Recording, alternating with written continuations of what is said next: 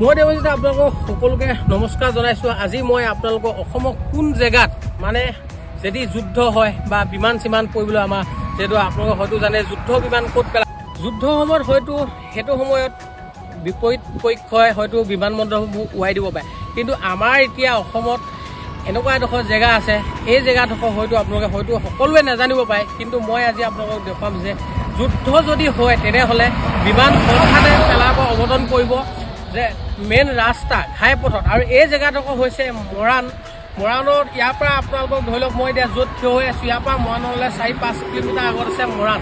আৰু মৰাণ নোপোৱাৰ আগতে এইডোখৰ আপোনালোকে দেখিব পাইছে যে এইটো হয়তো গাড়ী মটৰ চলাৰ ৰাস্তা। ইয়াতে হয়তো যেতিয়া যুদ্ধ হ'ব আৰু আমাৰ নিচেই কাষত লাগি আছে, হয়তো আপোনালোকে জানে যে চীন দেশ, হয়তো চীনৰ লগতো যদি কেতিয়াবা যুদ্ধ হৈ যায় তেনেহ'লে ইয়াতে আপোনালোকে দেখিব পাইছে যে আমাৰ ভাৰতৰ বায়ু সেনাই পেলাব ইয়াতে বিমান। আৰু এইপিনে দেখিবলৈ পাইছে কি ধুনীয়া বিমান যিহেতু পেলাব যদি দেখিবলৈ পাইছে। এইটো হ'ল 4 লাইনযুক্ত ৰাস্তা, যিহেতু হাইৱে, আৰু এই হাইৱেতে হঠাতে পেলাই দিব পাৰে মানে যুদ্ধ বিমান।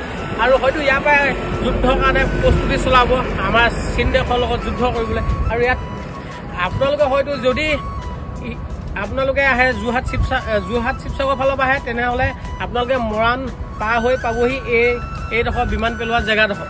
বা ধেমাজি পিনৰ পৰা বা ডিব্ৰুগড় পিনৰ পৰা যদি আহে মৰাণ নোপোৱাৰ আগত পাব। আপোনালোকে চাওক যে ইয়াৰ প্লেচটো ইমান ধুনীয়াকৈ যে বনাইছে, তলত দেখুৱাই দিয়কচোন এইপিনে। আৰু আপোনালোকে দেখিবলৈ পাইছে যে ইমানেই ধুনীয়া যে বনাইছে যেন এয়াৰপৰ্ট বনাইছে। আৰু কাষে কাষে দিছে ধুনীয়াকৈ ফেঞ্চিং, মানে কাৰণ হয়তো গৰু ছাগলী সোমাব পাৰে, গৰু ছাগলী সোমালে হয়তো বহুতটো অসুবিধা হৈ যাব নহয় জানো, তাৰ বাবে ইয়াতে এনেদৰে বনাই আছে। আৰু